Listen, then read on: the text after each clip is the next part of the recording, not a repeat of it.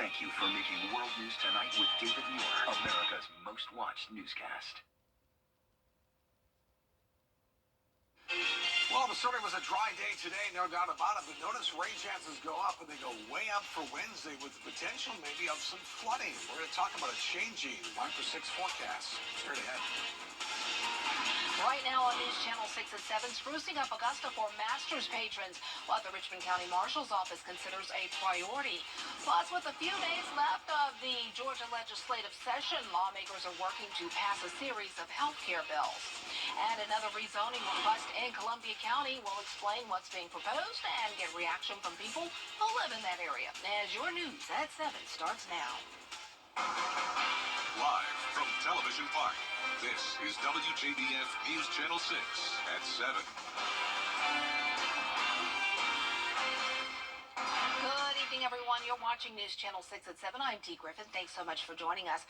Coverage you can count on begins as Masters Week is 2 weeks away, and the process of cleaning up the city of Augusta is well underway. But city leaders are asking for more help from the community to make Augusta look above par. Here's Graham Lee with more. Over the weekend, pedestrians saw a large pile of trash behind the Carrabba's on Washington Road, something that city leaders do not want to see. Well, obviously, it's disappointing. There's multiple properties involved with that and what you saw in those pictures.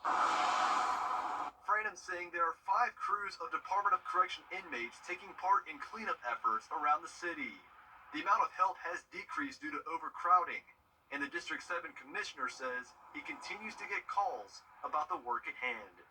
So that's a disappointment where we used to have 21 crews pre-COVID, but I get them every day. I get them, especially in my district, Boy Scout, Skinner Mill, that area. But he and the Marshal's office say it's also up to the community to help make Augusta clean. We want Augusta to be clean the entire year. Of course, just like if someone's coming to your home, you want to get it tidy and cleaned up. Well, we have lots of visitors coming here. We want the city to look good. Get in your neighborhood. Start a community cleanup.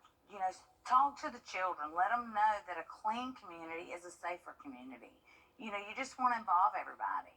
So just the main thing is report what you see so that we can make sure these continued issues don't reoccur. Time now for a look at our forecast. A first look with meteorologist Tim Miller. And Tim, the rain is on its way. Yeah, rain is on the way for sure, which would be nice. That means the pollen that rain will last, and look ahead towards the Easter weekend, all coming up in just a few minutes, Dee. Thanks so much. Well, there are just 2 days left in this legislative session, and lawmakers in Georgia are making a final push for health care funding. While Medicaid expansion won't get the green light this session, lawmakers are looking for other ways to increase health care access. Here's Archit Sisartri with more. State Republicans rejected a last-minute Medicaid bill under the Gold Dome, saying it will cost too much for Georgians. So we have to continue to look at this and see what's best for the state of Georgia, and personally, as a physician, what's best for our patients. And I think having insurance is much better than Medicaid, and then those people who would be on Medicaid would be required to work and work them off. A pathway to more success, getting a job, having health insurance. State Democrats, though, say Georgia would have received more than $1 billion in federal funds, and that could help insure up to 1 million Georgians. That's a real shame, because that is really what we need to address a lot of the lack of access to health care that we see here in Georgia. It is a big problem with why we're losing access in rural parts of Georgia, losing rural hospitals, for example. Republicans say Governor Brian Kemp's Georgia Pathways and Georgia Access waiver programs will be better alternatives to Medicaid expansion. We need to give a little bit of time for that percentage of people who are in the 100% down to 0%, and see how many people are in there. Department of Community Health, which administers Medicaid, thinks it's going to be around 200,000 people or so. They'll have a work requirement for Medicaid, 20 hours a week, 20 hours of volunteer work. They'll be in vocational rehab or vocational technical schools, or they'll be going to college. But Democrats argue Peach Care Plus or Medicaid expansion would provide easier health care access, provide child care services, and improve workforce development. Reporting at the Georgia State Capitol, Archit Seshadri, Atlanta Bureau Chief, An Augusta commissioner wants the city attorney to weigh in on commissioners abstaining on votes. Commissioner Wayne Guilfoyle wants the city attorney to clarify how and when a commissioner can abstain from voting. Now, earlier this year, Commissioner Bobby Williams has abstained, preventing the mayor of Augusta from breaking a 5-5 tie to select a permanent city administrator. As you being used for the wrong reason, if you abstain, you should clarify why you abstain and showing that it's a conflict of interest. Anything besides that, you should be able to vote yes or no. Now, during tomorrow's committee meetings, Commissioner Guilfoyle expects to get a written opinion from the city attorney about the use of abstaining during commission votes. A proposed shopping center and car wash could be coming to Columbia County, but people have some mixed opinions about it. Hannah Latier explains why. The new development at the South Bel Air and Oakley Perkle Road intersection would require a rezoning from residential to commercial, something that could affect those who live around here. Developers want to split the roughly 8-acre property into 4 parcels. One would be a car wash, the others haven't been determined, but would likely include retail. Right now, the property is vacant. Developers want it rezoned C2 for the car wash and CC for the other parcels. In the site plan, they state that there are about 40 properties within a mile radius to the site that are zoned C2. Some people I spoke to think the area could use the upgrades, but see it from both sides. Well, pros, it will add more, it does add more jobs, but the cons, you got traffic. People worry about their property and stuff anymore. You have to worry about somebody breaking in, so I can understand both parts. Others feel the same way about the traffic. There's already a lot of traffic on this road now. It's a lot of shopping centers up the road now, so it's going to be making it more congested. But a main concern I heard was that it is so close to the Fox Run neighborhood. The site plan shows that the property would be connected to the Oakley Perkle extension of the neighborhood. The developer tells me that this can be changed and it wouldn't have to be connected, but neighbors still have their doubts. I, for one, would be completely against it. We already have enough traffic congestion in this stretch of Bel Air Road, and to be quite honest, I just don't want to see anything else retail come in here that could attract the wrong crowd. There would be 30 feet of natural and added buffers between the property and the neighborhood, but Hicks thinks it should stay residential. I've lived here for 30 years, and we've had 0 issues, but I would be concerned about what issues might come about if that's able to go from residential to commercial. The proposal will go to the Columbia County Planning Commission on April 4th. In Martinez, Hannah Latier, WJBF News Channel 6. If you're a Golden Girls fan, like me, or a Gilmore Girls fanatic, you've got to tune in to this week's Jenny Show. Jenny is talking with Stan Zimmerman, a Hollywood writer, producer, and director who's written a book about his experiences with a lot of the television shows we've enjoyed over the years. In The Girls, From Golden to Gilmore, he recalls funny moments with all of them, from Blanche and Rose to Laura Lee and Rory. He even shares a funny moment when he was behind a couple of Hollywood legends in a movie theater. Well, we didn't know it. All of a sudden, we heard this booming low voice, and we looked at each other and said, "That's B. Arthur." And then next to her is standing Angela Lansbury. And we were just in an afternoon matinee movie. So my writing partner said, "Do not speak to them," because I really wanted to go up there and say, "Hi, do you remember us?" He said, "She'll never remember us."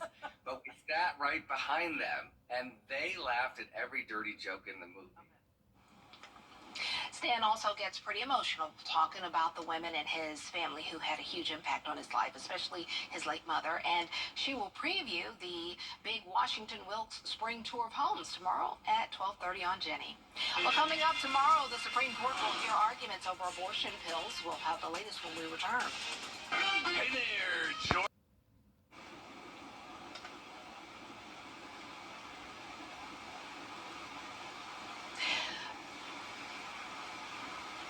Rights to abortion access heads back to the Supreme Court this week. Tomorrow, anti-abortion advocates will argue the FDA unlawfully relaxed restrictions on access to the abortion pill. And Christiane Cordero has the latest from Washington. As the nation adjusts to a post-Roe world, another case before the Supreme Court could change abortion access in the states that still allow it. On On Tuesday, the Supreme Court is scheduled to hear arguments related to mifepristone, a pill that helps end an early pregnancy. Plaintiffs claim the FDA made the drug easier to access without due diligence. Women come into these emergency rooms suffering from abortion drug complications, and our doctors have a sincere conscious objection to facilitating abortion, to potentially ending an unborn life, and those sorts of things. Mifepristone was initially approved in 2000. The FDA eased mifepristone restrictions twice in 2016 and 2021, expanding the window someone has to use the drug, changing who's allowed to prescribe it, and most recently eliminating an in-person dispensing requirement. The FDA argues each of those changes were done properly. If you can challenge drug approvals years or even decades after the fact by asking judges to sort of second guess the evidence that regulators have meticulously reviewed, that sets a pretty important precedent. Since the Supreme Court overturned Roe v. Wade, 21 states have banned or restricted abortion access. Medication abortions now account for more than half of all abortions in the U.S. Walgreens and CVS started dispensing mifepristone in select locations this month, expanding access. Abortion rights advocates want to keep it that way. It's just quite, I guess, hilarious to see politicians who have no medical background trying to make laws regarding like women's bodies. We expect to see an opinion on this case at the end of June. Cristiano Cordero, ABC News, Washington. A group of lawmakers is trying to make it easier for Americans to pay their rent. They call themselves the Congressional Renters Caucus. The group recently announced 15 bills they say will lower costs and increase the number of affordable rental homes. One of those bills is the Community Housing Act. It would spend $500 billion to build new housing. The bill's sponsor says a bigger supply will drive rents down. It will keep renters in their homes and keeps rent affordable. A lot of our efforts of the federal government and across the country have been too small, too slow, and too inefficient. Legislation aims to limit evictions, reform zoning laws, and provide more rental assistance. A recent report from Moody's says the average renter now pays 30% of their income on rent, the highest it's been in 20 years. Well, how about a tea time tomorrow morning? If you plan on doing it, it's going to be a little on the chilly side. Temperatures in the 40s. Notice that we'll be close to 70 by the time we get to tomorrow afternoon, but rain-free. But after that, not so much. We'll talk more about your forecast straight ahead. You can't always choose the weather, but you can choose your weather app. Go with the most accurate and most trusted, the Live 536 mobile app. Download it today.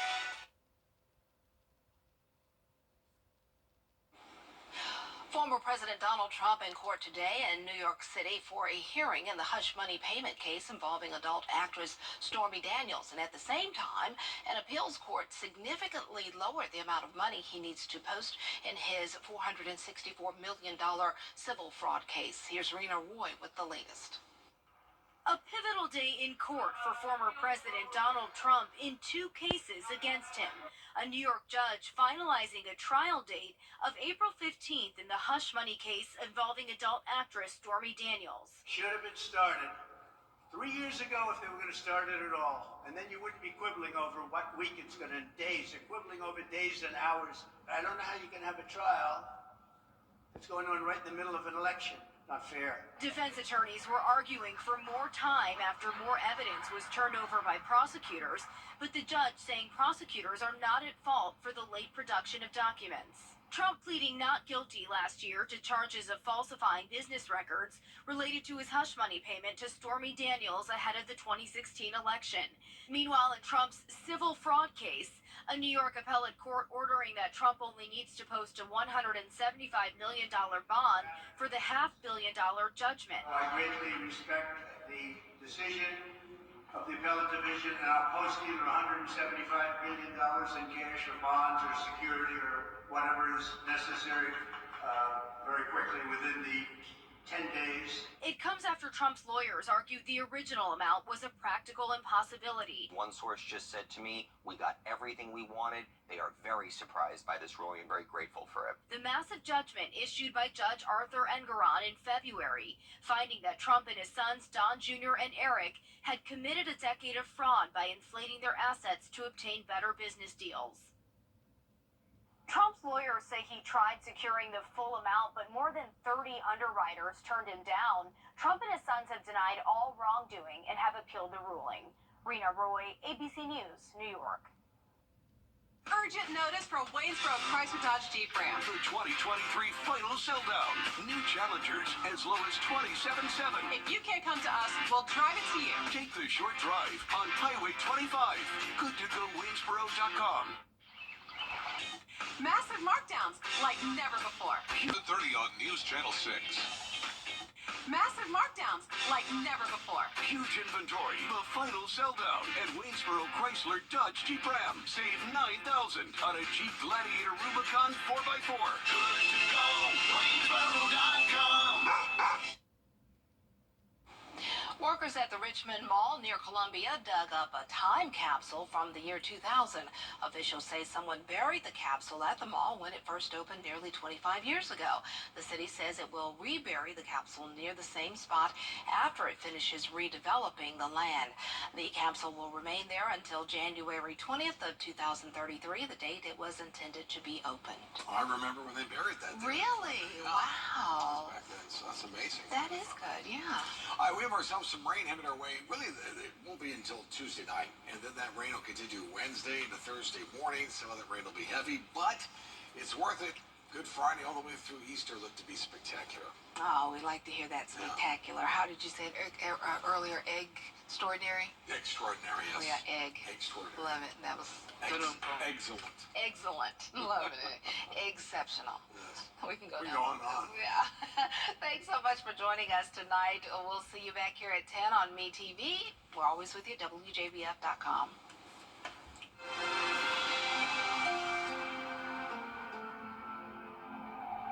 Hey everyone, I'm Jenny Montgomery. Join me next time for a look ahead to the solar eclipse in April and a really cool movie showing now at USC Aiken's DuPont Planetarium.